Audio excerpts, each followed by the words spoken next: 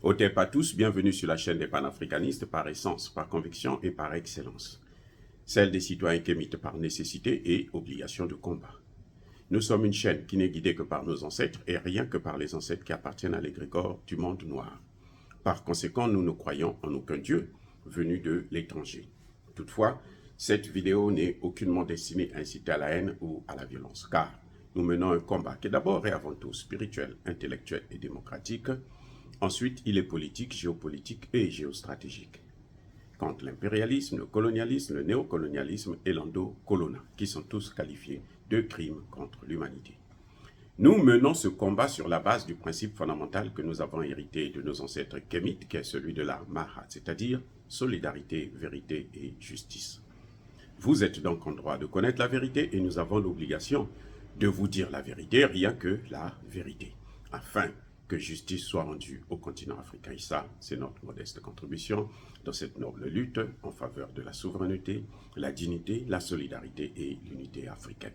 C'est exactement ça que nous appelons le panafricanisme. Bien-aimés frères et sœurs, vous savez, Bola Tinubu est à Paris. Il est allé rencontrer Emmanuel Macron. Avant de faire le voyage, je vous avais déjà dit que la France veut installer une base militaire au Nigeria. Donc, Bola Tinubu avait rencontré l'ambassadrice qui a emmené le message, qui a dit que, écoutez, comme nous voulons, Bola Tinubu veut le faire, la France veut le faire, la France demande à Bola Tinubu de faire une demande écrite, que ce soit le Nigeria qui demande que la France puisse l'aider à régler le problème du terrorisme au Nigeria. Bola Tinubu, donc, est allé à Paris, justement, pour finaliser ce processus. Maintenant, moi, je vais vous dire une chose. Que le Niger ne se leurre pas, que le Burkina Faso ne se leurre pas, que le Mali ne se leurre pas. Ce que vous voyez là, c'est la volonté de faire la guerre contre l'AES. Ils sont en train d'encercler l'AES. Comment vous appelez? Blinken était en Côte d'Ivoire. Là-bas, c'est clair qu'il va mettre une base militaire puisqu'il doit aussi lutter contre le terrorisme. C'est leur raison maintenant. Hein. Maintenant, ce n'est plus la démocratie. Parce qu'ils savent que la démocratie, tout le monde a compris ce que c'est que la démocratie. Et les populations n'en veulent plus. Dans l'AES, là, le président qui va dire « je veux organiser des élections », vous allez voir comment la population va commencer à lui faire des problèmes.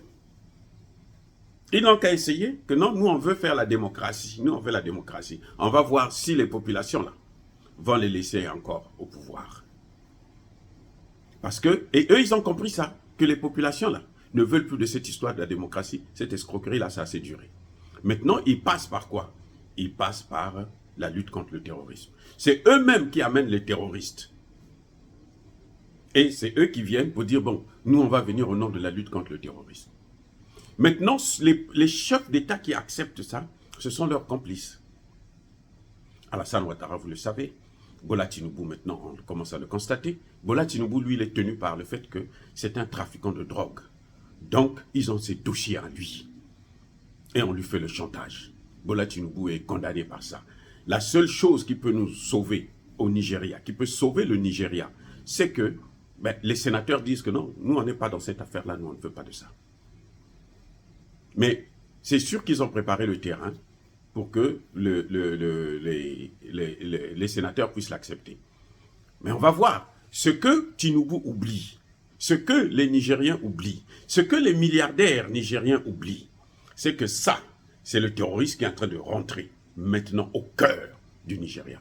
Ce que vous avez vu avec Boko Haram, là, c'est rien du tout avec ce qui est en train de venir. Parce que vous savez quoi? Quand ils vont venir s'installer, ils vont recruter des gens qui vont aller commettre des attentats au Niger. Mais le Niger ne dort pas. Hein. Le Niger était en Russie il n'y a pas longtemps. Vous savez ça, non? Ils sont allés renforcer la coopération militaire. Donc, ils auront la possibilité de les avoir et de les neutraliser. Et oui, ce sera un ticket aller simple. Il n'y aura pas aller-retour. Aller simple. Ça veut dire quoi? À un moment donné, ils seront obligés de commettre des attentats au Nigeria. Parce que les populations qui sont à la frontière, il y a 7 États qui sont à la frontière. C'est Bola Tinubu lui-même qui est en train de déstabiliser son pays. Les 7 États-là, vous allez voir comment le terrorisme va commencer à gangréner dans ces 7 États. Ça va de soi. La présence militaire occidentale est liée à la présence du terrorisme, à l'augmentation du terrorisme. Parce que ce sont eux qui alimentent le terrorisme. Ils ont envoyé des drones, ce n'est pas arrivé à destination. Maintenant, il faut trouver des moyens pour qu'ils puissent avoir une base. Au nom de cette base, ces drones-là vont arriver à destination. Et ce sont ces drones-là qu'on va envoyer au Niger. Et bien sûr, ce sont ces drones-là, vous allez les voir, qui vont rentrer au Niger. Voilà ce qui est en train de se passer exactement. Et Bola Tinubu n'a encore rien compris. Parce qu'il pense que l'Afrique va être toujours l'esclave. Il pense que, bon, comme il est milliardaire, le Nigeria a une économie qui est identique à celle des États-Unis.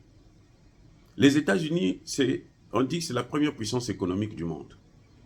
C'est bourré de milliardaires, multimilliardaires. Les plus grands milliardaires de ce monde-là sont pratiquement ici aux États-Unis. Mais vous savez, aux États-Unis, il y a 60 millions de pauvres. Il y a 20 millions de sans-abri. Et pourtant, il y a des milliardaires. Donc, ce n'est pas parce qu'il y a des milliardaires, parce qu'on a une économie, un PIB qui est conséquent, que forcément, on est un pays riche. Non, le Nigeria n'est pas un pays riche. Parce qu'on évalue mal la richesse du Nigeria. La pauvreté au Nigeria, elle est identique à celle que vous trouvez dans n'importe quel pays africain. Il y a des pauvres et des sans-abri.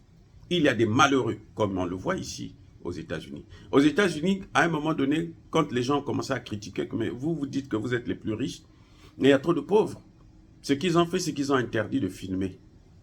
Vous n'avez pas, ici aux États-Unis, vous n'avez pas le droit de filmer un clochard pour cacher la misère. Mais vous voyez au moins, il y a des gens qui filment, qui font la caméra cachée.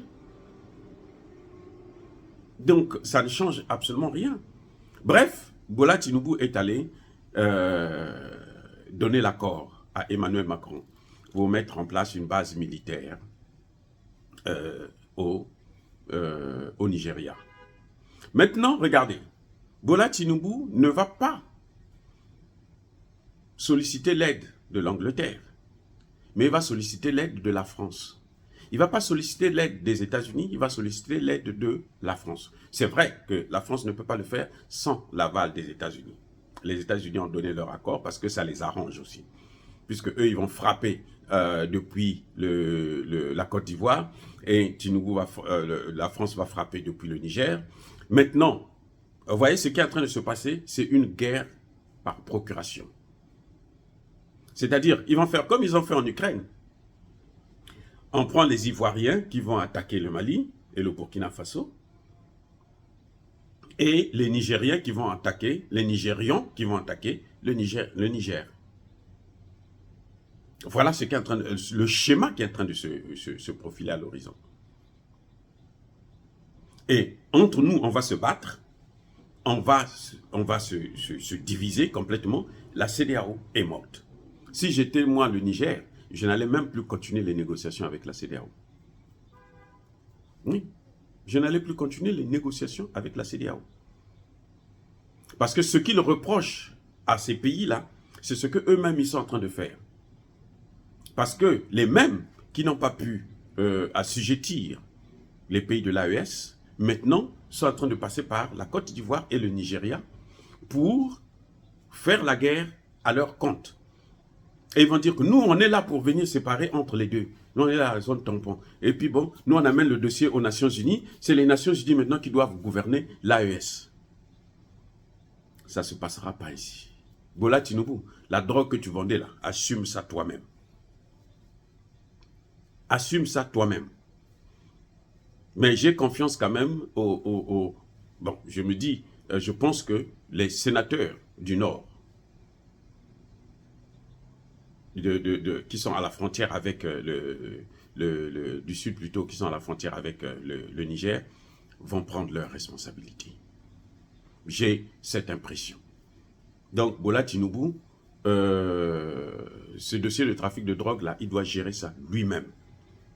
Pas avec le Nigeria. Le Nigeria ne doit pas payer ses erreurs à lui. Sa criminalité à lui. Tout comme le Niger et l'Afrique, ils n'ont pas besoin de créer cela. C'est quand même assez, un grand pays comme le Nigeria plutôt, puisse aller solliciter un pays qui a échoué au Mali, qui a échoué au Burkina Faso, qui a échoué au Niger. C'est pour ça que vous voyez que maintenant, actuellement, ils ont sorti tout l'armada qu'ils avaient de faux journalistes, de journalistes menteurs, pour faire croire que la situation s'aggrave. Et Blinken lui-même est venu donner un coup de marteau pour dire que vous voyez, la situation elle est grave au Mali, au Burkina, au Niger, à cause de Wagner. Vous voyez, c'est tellement ridicule, mais bon, vous savez, le ridicule ne tue pas chez ces gens-là. Et donc, bref, préparons-nous pour cette guerre, parce qu'elle est inévitable. On nous l'impose, à nous de nous préparer sérieusement. Dire cela, c'est inciter à la haine ou à la violence. Non. Il y a Bakolervé, il y a Malembe. Encore une fois de plus, bien aimés frères et sœurs, je persiste et je signe. Soyez bénis, soyez abondamment bénis par le Dieu de Kémit et par nos ancêtres angélisés. Mais que tous ceux qui persécutent le continent africain le pillent et le déstabilisent, qu'ils soient noirs, blancs, chinois, arabes, juifs, indiens ou qui qu'ils soient punis, maudits, foudroyés, neutralisés, écrasés, effacés par le Dieu de Kémit et par nos ancêtres angélisés. Vive l'Afrique éternelle, j'ai dit et j'assume.